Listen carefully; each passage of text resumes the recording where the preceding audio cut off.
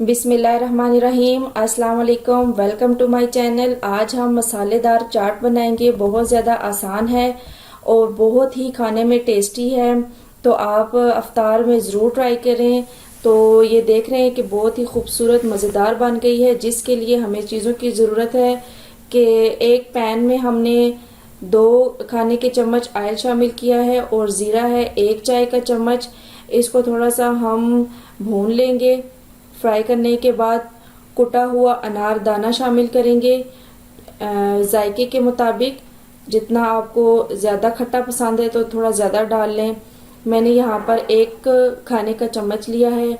उसके बाद नमक है 1 चाय का चम्मच। इसको थोड़ा सा मिक्स करेंगे और फिर इसके अंदर कटे हुए टमाटर बारीक 4 अदद टमाटर बारीक काट के हमने शामिल कर लिए हैं। ये सारा मसाला जो है हम अच्छे तरीके से इसको भून लेंगे, सारे टमाटर मैश कर लेंगे और उसको ठंडा होने के लिए रख देंगे।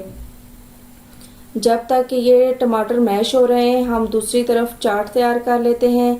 चाट के अंदर एक बाउल में हमने बारीक कटे हुए उबले हुए आलू शामिल किए हैं और चने हैं, ये भी उबले हुए हैं, इनको भी हमने शामिल किया है। थोड़ा सा मिक्स करने के बाद इसके अंदर चाट मसाला शामिल कर लें, ये भी टेस्ट के मुताबिक। उसके बाद इसको मिक्स करेंगे।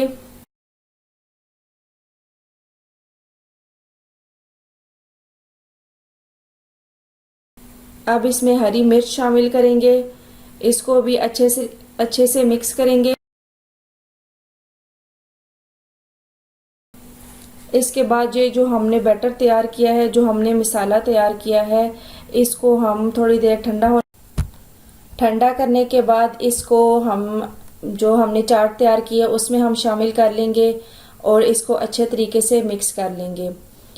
आप यहाँ पर इसको इस तरह भी सर्व कर सकते हैं, इस तरह भी खा सकते हैं। ये बहुत ज़्यादा टेस्टी बनती है और अगर आप चाहें तो दही के साथ भी आप इसको सर्व कर सकते हैं। दही के साथ भी बहुत ज़्यादा टेस्टी लगती है।